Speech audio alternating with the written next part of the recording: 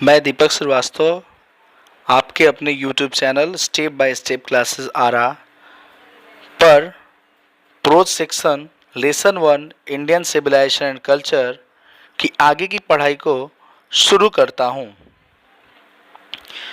मैं पिछले वीडियो में लेसन 1 इंडियन सिविलाइजेशन कल्चर के 7 पैराग्राफ पर चर्चा किया था।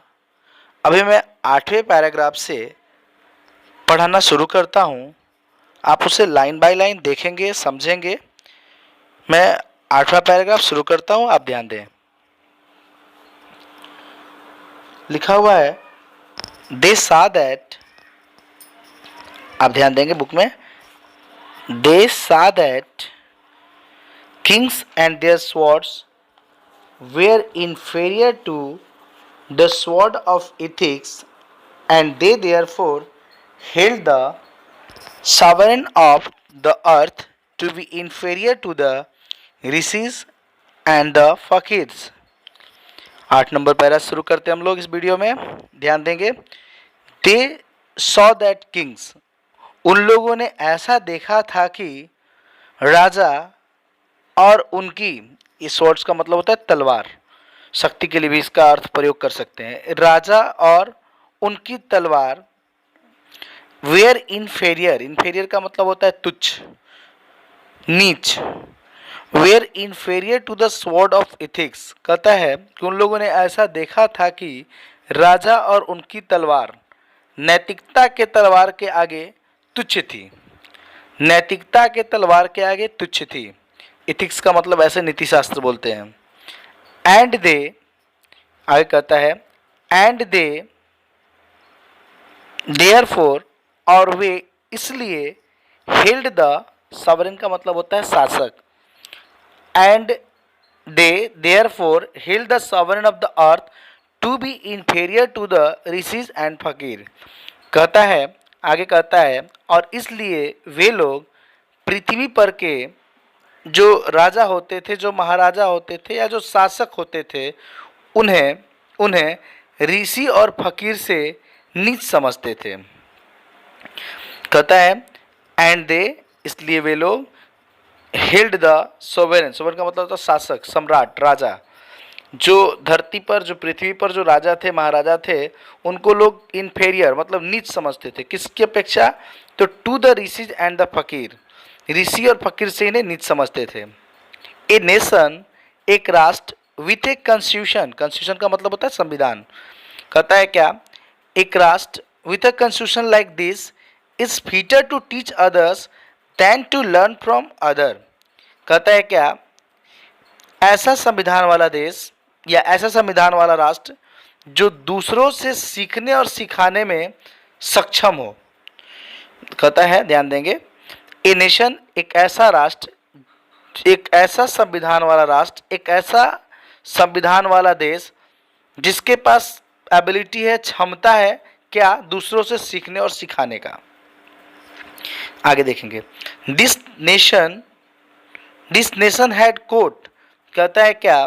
दिस नेशन हैड कोर्ट, इस देश में अदालत है। कोर्ट को अदालत बोलते हैं, न्यायालय बोलते हैं, कचहरी बोलते हैं। इस देश में अदालत है, sorry, this nation had court, इस देश में न्यायालय थे। लॉयर्स, लॉयर्स का मतलब वकील थे, एंड डॉक्टर्स, और चिकित्सक थे। कहता है क्या? कि इस राष्ट्र में कचहरी भी था, वकील भी थे और चिकित्सक भी थे। लेकिन तो लिखा हुआ था this nation had courts, lawyers and doctors. इसका अर्थ हुआ कि इस देश में अदालत थे, वकील थे और चिकित्सक थे।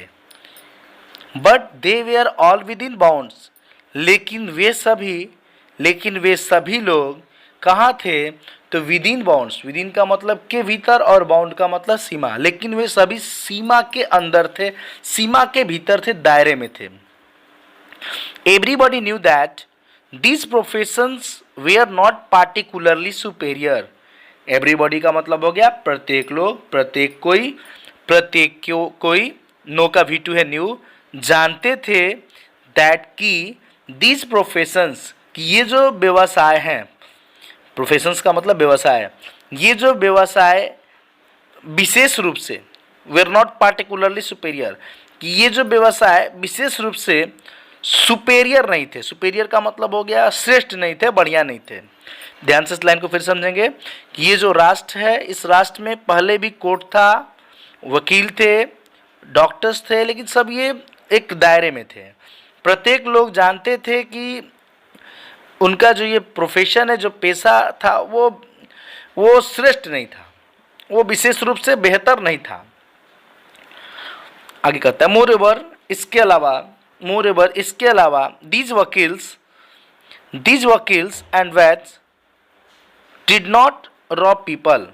इसके अलावा ये जो वकील थे और जो वैद्य थे, ये लोगों को लूटते नहीं थे।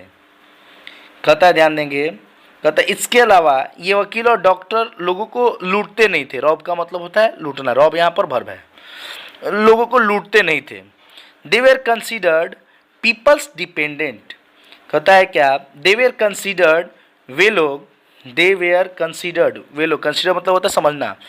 They were considered peoples dependent not their master. वे लोग उन्हें आश्रित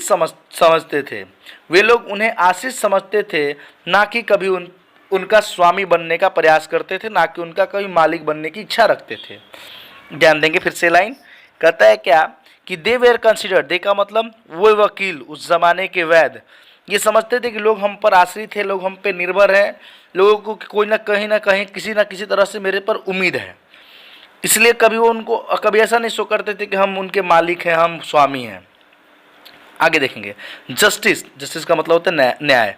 जस्टिस वाज टोलरेबली फेयर, जो न्याय था, टोलरेबली का मतलब होता है ठीक ठाक ढंग से, जस्टिस जो था एकदम बिल्कुल साफ सुथरा था। फेयर का मतलब साफ सुथरा, एकदम निष्पक्ष था, किसी तरह का पक्षपाती नहीं होता था। The ordinary rule was to avoid court, साधारण जो नियम था, the ordinary rule was to avoid court, साधारण नियम अदालत से बचने के लिए था। आपको कोर्ट से बचना है तो आप ऑर्डिनरी रूल को फॉलो कीजिए। There were no touts, tout यहाँ पर नाउन के रूप में प्रयोग हुआ है, जिसका मतलब दलाल, जिसको हम लोग ब्रोकर बोलते हैं, पीप बोलते हैं।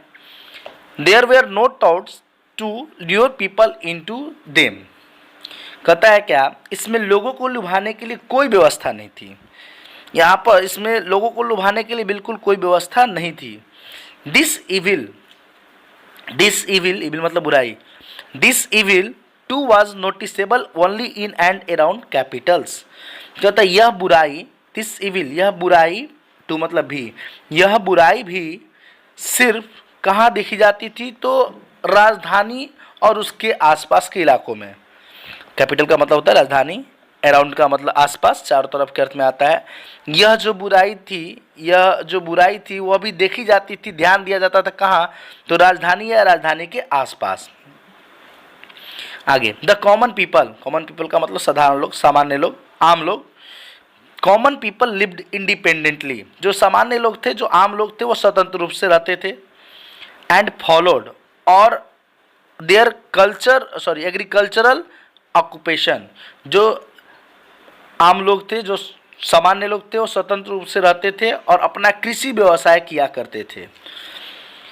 दे एंजॉयड ट्रू होम रूल, वे घर का जीवन का सच्चा आनंद उठाते थे, वो अपने घर के जीवन का सच्चा आनंद उठाते थे। 9 नंबर पैरा देखते हैं। The Indian civilisation as describe by me, भारतीय सभ्यता, इंडियन सिविलाइजेशन का मतलब भारतीय सभ्यता,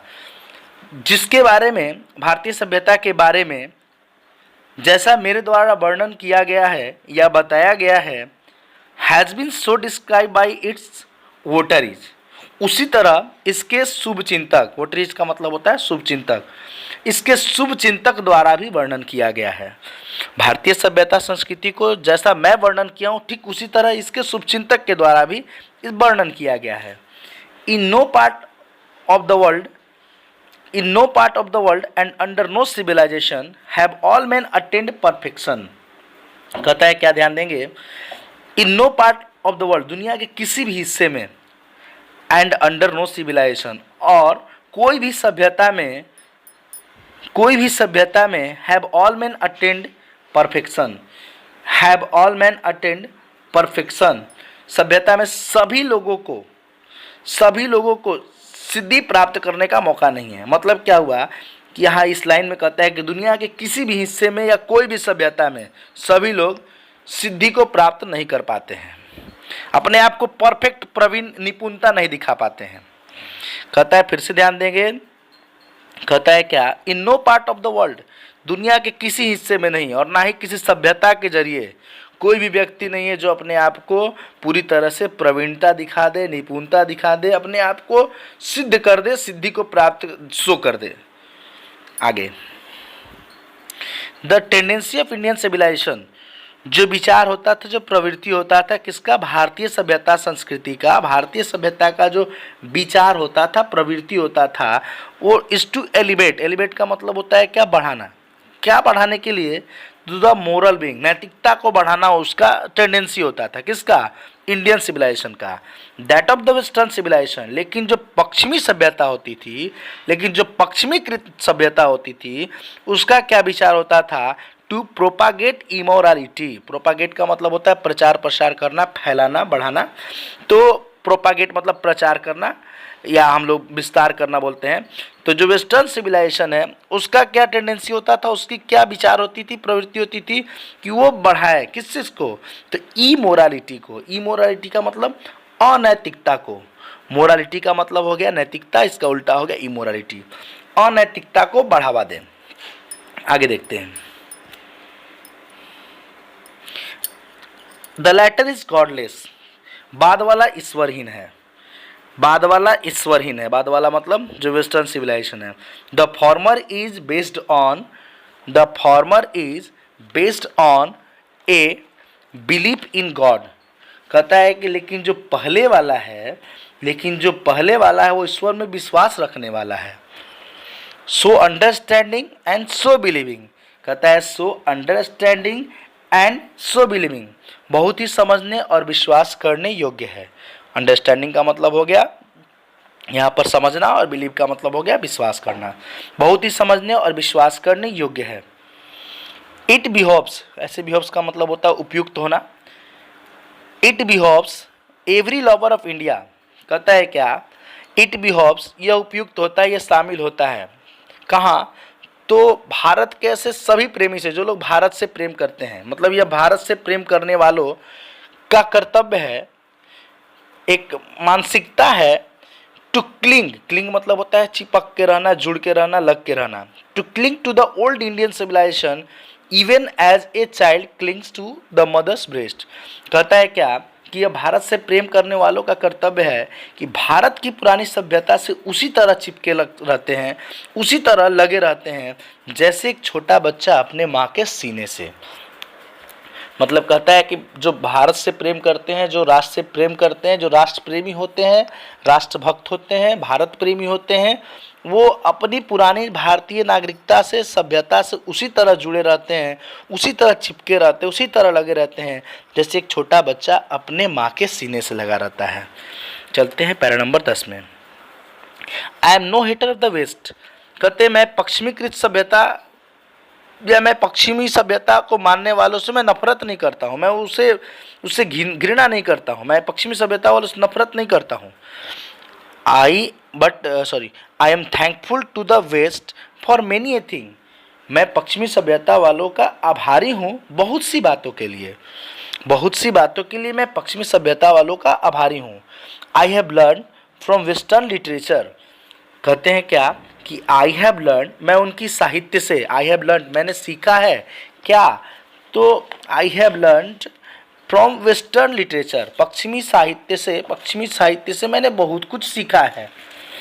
आगे, but I am thankful to modern civilisation, लेकिन मैं आधुनिक सभ्यता को भी धन्यवाद देता हूँ, आभारी हूँ, for teaching me that if I want to, मैं आधुनिक सभ्यता को भी धन्यवाद देता हूँ क्योंकि उसने मदद किया मुझे सिखाने में क्या, इफ़ आई वांट, यदि मैं चाहता हूँ, अगर मैं चाहता हूँ क्या, तो I want India to rise to its fullest height, अगर मैं चाहता हूँ अपनी भारत को काफ़ी ऊंचाई तक यानी शिखर तक पहुँचाना, शिखर तक पहुँचाना, I must tell my countryman, मुझे अवश्य, I must tell to my, I must tell to my countryman, I must tell my countryman frankly that, मुझे अवश्य अपने देशवासी से साफ साफ स्पष्ट कर देना चाहिए। कंट्रीमैन का मतलब देशवासी और फ्रैंकली मतलब साफ साफ। After years and years of experience, आधुनिक सभ्यता के वर्षों के अनुभव के बाद, आधुनिक सभ्यता के वर्षों के बाद, I have learned one lesson, मैंने सीखा एक अध्याय, एक बात मैंने सीखा इससे, और यह है दैट वी मस्ट शन इट एट ऑल कॉस्ट, और ये है कि हमें इसे किसी भी कीमत पर दूर रखना चाहिए। सन का मतलब होता है छोड़ देना, निकाल देना, हमें इसे किसी भी कीमत पर दूर रखना चाहिए। फिर से 10 पैरा का मैं हिंदी बता रहा हूँ। कहते हैं कि मैं पश्चिमी सभ्यता से नफरत नहीं करता हूँ, मैं पश्चिमी सभ्यता वालों का आभारी हूँ क्योंकि मैंने बहुत सी बातों उनसे सीखा। साथ ही साथ ये कहते हैं कि मैं उनकी साहित्य से बहुत कुछ सीखा, लेकिन मैं आधुनिक सभ्यता का भी आभारी हूँ क्योंकि ये सिखाने के लिए कि अगर मैं भारत को काफ़ी ऊंचाई यानी शिखर तक पहुंचाना चाहता हूं तो मुझे अवश्य अपने देशवासी से, अपने देश के लोगों से साफ साफ स्पष्ट कर देना चाहिए कि आधुनिक सभ्यता के वर्षों के अनुभव के बाद मैंने इससे एक सबक सीखा, और ये है कि हमें इसे किसी भी कीमत पर दूर रखना चाहिए, अपने से डिस्टेंस मेंटेन करा के रखना चाहिए। 11 number, what is that modern civilisation, कहता है कि आधुनिक सभ्यता क्या है, तो लिखा हुआ it is the worship of the material, material का मतलब वस्तु, संसाधन, यह वस्तु की पूजा है, संसाधन की पूजा है। It is the worship of the brute in us, ऐसे ब्रूट का मतलब होता है क्रूर, जानवर के जैसा, पाश्विक जिसको शुद्ध हिंदी में कहते हैं हम लोग। और उसके तुरंत बाद एक और वर्ड है जिसको लिखा गया है, नाम था उसका अनएडल्टरेटेड, अनएडल्टरेटेड लिखा हुआ है, जिसका मतलब होता है ऐसे, एडल्टरेटेड का मतलब होता है शुद्ध, अशुद्ध, और अनएडल्टरेटेड मतलब होता है मिलावट रहित, अनएडल्टरेटेड का मतलब हो गया शुद्ध। तो कहता है कि आधुनिक सभ्यता क्या है भाई, तो आधुनिक सभ्यता में क्या होता है कि इसमें वस्तु की पूजा होती है, इसमें संसाधन की पूजा होती है, इसमें it is the worship of the brute, कहता है it is the worship of the brute, worship of the brute in us, कहता है क्या, यह हमारे अंदर जो पाश्विक व्यवहार है, जो गड़बड़ियाँ हैं, उसकी हम लोग पूजा करते हैं। इट इज़ अनएडल्टरेटेड मेटेरियलिज्म, यह पूरी तरह से भौतिकवाद है। और कहता है एंड मॉडर्न सिविलाइज नथिंग, और आधुनिक सभ्यता कुछ नहीं है, इफ इट, अगर वह does not think at every step of triumph of material civilisation, कहता है क्या, और आधुनिक सभ्यता कुछ भी नहीं है अगर वह भौतिक सभ्यता की जीत के हर चरण के बारे में नहीं सोचती। अगर मटेरियल सिविलाइजेशन, अगर वो कहता है, फिर से ध्यान दें, सभ्यता कुछ भी नहीं है अगर वह, कहता है क्या, if it does not think, अगर वह भौतिक सभ्यता की जीत के हर चरण के बारे में नहीं सोचता। स्टेप का मतलब हो गया चरण, ट्रियम्फ का मतलब हो गया सफलता या विजय, और मटेरियल सिविलाइजेशन का मतलब हो गया भौतिक सभ्यता। आगे देखते हैं 12 number, it is perhaps unnecessary if not useless, कहता है क्या, यह शायद अनावश्यक है अगर नहीं तो बेकार है। Two way the merit of the two civilization, it is likely that the West has evolved a civilization suited to its climate and surroundings. कहता है क्या, ध्यान देंगे, यह शायद अनावश्यक है अगर नहीं तो बेकार है। दोनों सभ्यताओं के गुणों की तुलना करना, यह प्रतीत होता है कि पश्चिम ने एक ऐसी सभ्यता विकसित की है, पश्चिम ने जो वेस्ट सिविलाइजेशन जो है वो एक ऐसी सभ्यता विकसित की है जो उसके क्लाइमेट का मतलब उसके जलवायु एंड सराउंडिंग मतलब आसपास के वातावरण के जैसा है, एंड सिमिलरली और ठीक उसी तरह वी हैव अ सिविलाइजेशन, हम लोगों के पास एक नागरिकता, हम लोगों के पास एक सभ्यता है जो हमारी परिस्थितियों के अनुसार है, हमारी परिस्थितियों के अनुकूल है, और दोनों ही एंड बोथ आर, और दोनों ही good in their own respective sphere, और दोनों ही अपने अपने क्षेत्रों में अच्छे हैं। ऐसे रिस्पेक्टिव का मतलब होता है निजी, विशेष, और स्पेयर का मतलब होता है गोला या क्षेत्र। 12 नंबर फिर से ध्यान दे दें, कहता है यह शायद अनावश्यक है, अगर नहीं तो बेकार है। दोनों सभ्यताओं के गुणों की तुलना यह प्रतीत कराता है कि पश्चिम भी एक सभ्यता को विकसित किया है और एक हमारी भी सभ्यता है। पश्चिम सभ्यता उसके जलवायु और आसपास के वातावरण के जैसा है, और हमारी सभ्यता हमारी परिस्थितियों के अनुकूल है, हमारी वातावरण हमारी जलवायु के अनुसार है। दोनों ही अपने अपने क्षेत्रों में, अपने अपने एरिया में अच्छा है, अपने अपने जगह के लिए बेहतर है। जो भी डाउट हो आप कमेंट में लिखकर या फिर मेरे व्हाट्सएप पे मैसेज करके आप पूछ लीजिएगा। आगे चलते हैं, पैराग्राफ 13 नंबर देखते हैं। The distinguish characteristic of modern civilisation is an indefinite multiplicity of human wants. कहता है आधुनिक सभ्यता में विशेष अंतर मानवीय इच्छाओं की एक अनिश्चित बहुगुणता है। मतलब क्या कि जो आधुनिक सभ्यता है उसमें लोगों की जो मनुष्य की जो इच्छा शक्ति है वो इंडिफिनिट है, अनंत है। उसकी जो इच्छा शक्ति है, जो उसकी चाहत है वो अनंत है। द कैरेक्टरिस्ट ऑफ, इसको हम लोग बोलते हैं लक्षण बोलते हैं, स्वभाव बोलते हैं, ऑफ एंशियंट प्राचीन काल, जो प्राचीन काल की नागरिकता है, जो सभ्यता है, is an imperative restriction. Imperative का मतलब होता है आदेशात्मक। इम्परेटिव जो प्राचीन सभ्यता की विशेषता है, restriction upon and strict regulating of this wants. जो प्राचीन सभ्यता की विशेषता क्या है कि इन प्रतिबंधों पर एक प्रतिबंध लगा दिया गया, एक रोक लगा दिया गया है।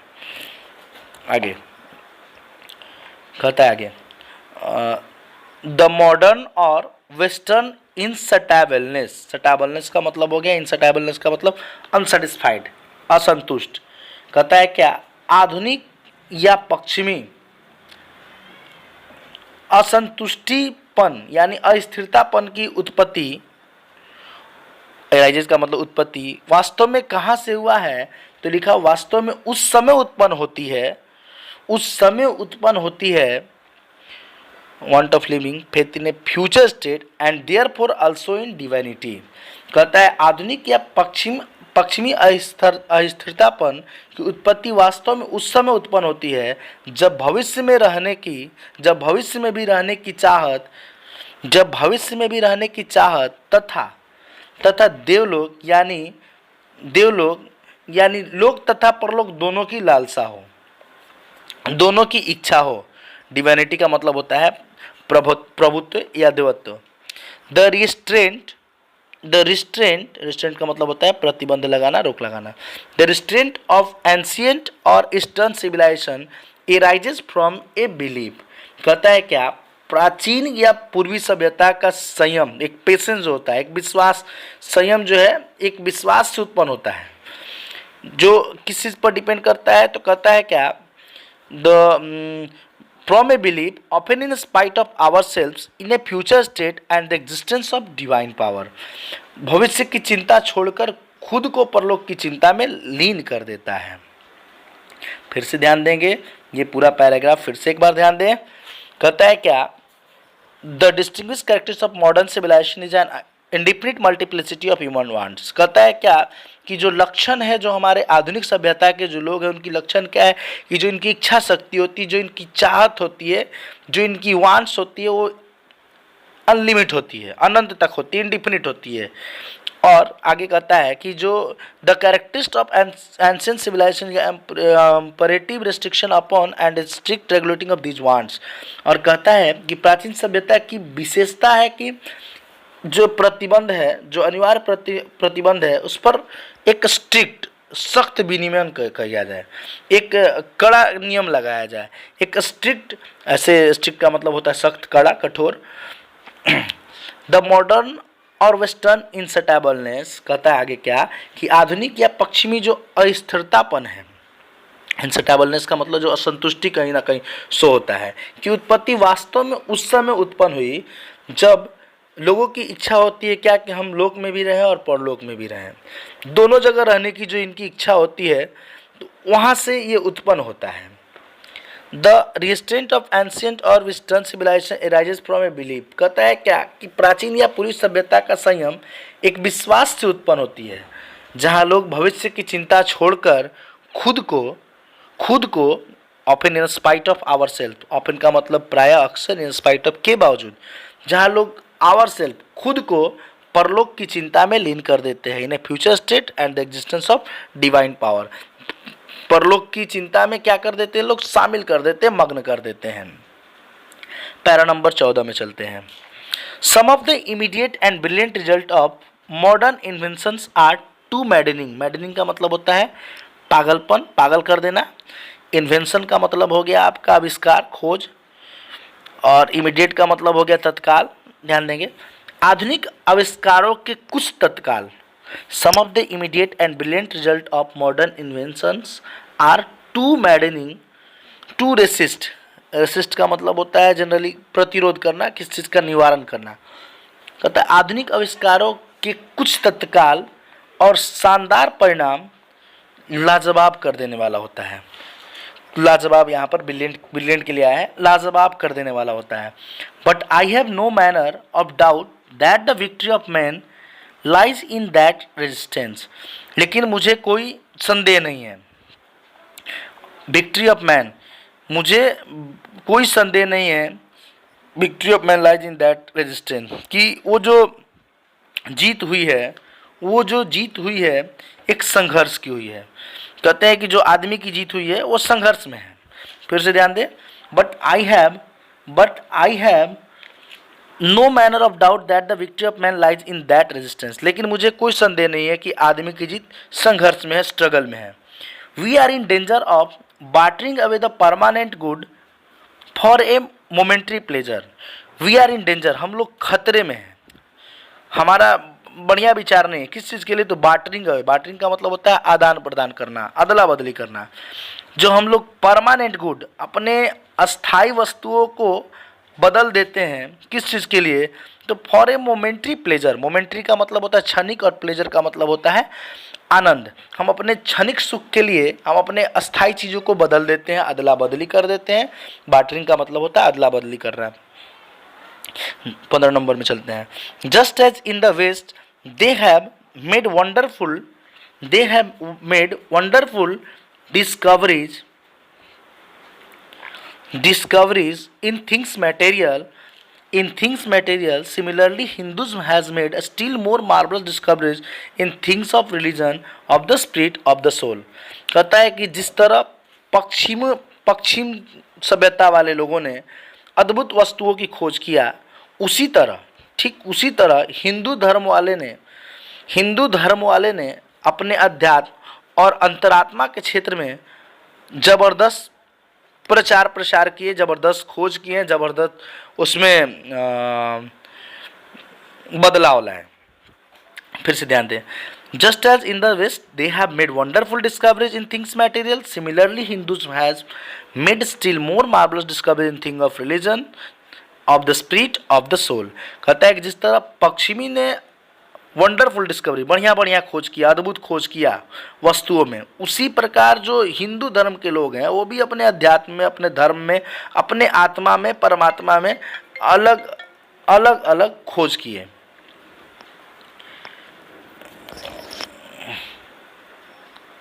अलग खोज किए, ये देखते हैं, अलग खोज किए और सिद्धि प्राप्त किए। आगे देखते हैं पैरा नंबर 16।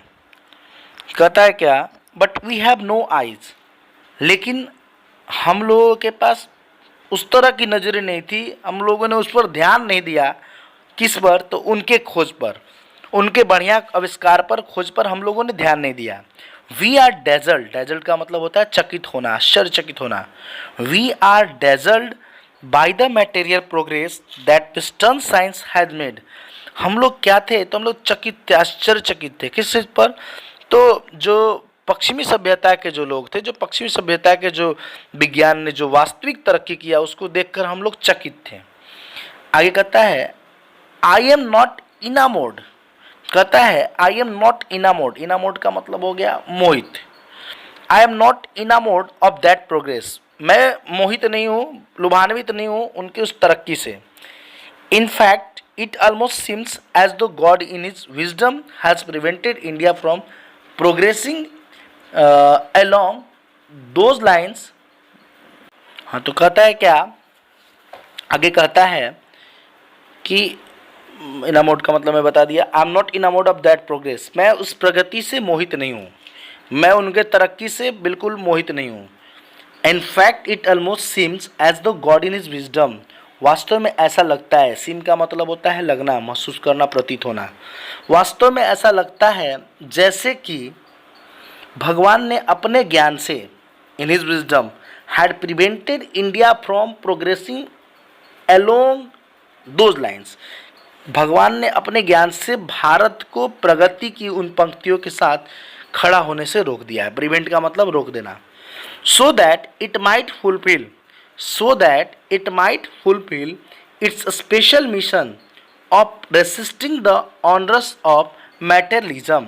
कहता है सो दैट, सो दैट मतलब ताकि, इट माइट फुलफिल, यहाँ पर आपका एक और वर्ड है ऑनरस, ऑनरस का मतलब होता है बहाव होता है, आगे बढ़ना होता है। सो that it might fulfil its special mission of resisting, कहता है क्या, ताकि वह भौतिकवाद, मैटेरियलिज्म का मतलब भौतिकवाद, जो भौतिकवाद के आगे जो उसका कदम बढ़ रहा है, जो उसका स्टेप बढ़ रहा है, तो ताकि वह भौतिकवाद के बढ़ते कदम का विरोध करने के अपने विशेष मिशन को पूरा कर सके, अपने स्पेशल मिशन तक, अपने मेन लक्ष्य तक वह पहुंच सके। तो आज हम लोग पैरा नंबर 16 तक ही छोड़ते हैं।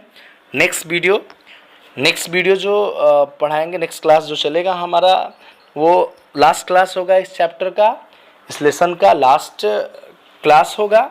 लगभग उसमें 17 से 24 तक पढ़ा दिया जाएगा। कुल आपके 24 पैराग्राफ हैं, आज मैं 16 तक पढ़ाया हूँ और 8 पैराग्राफ लगभग रहेंगे आपके।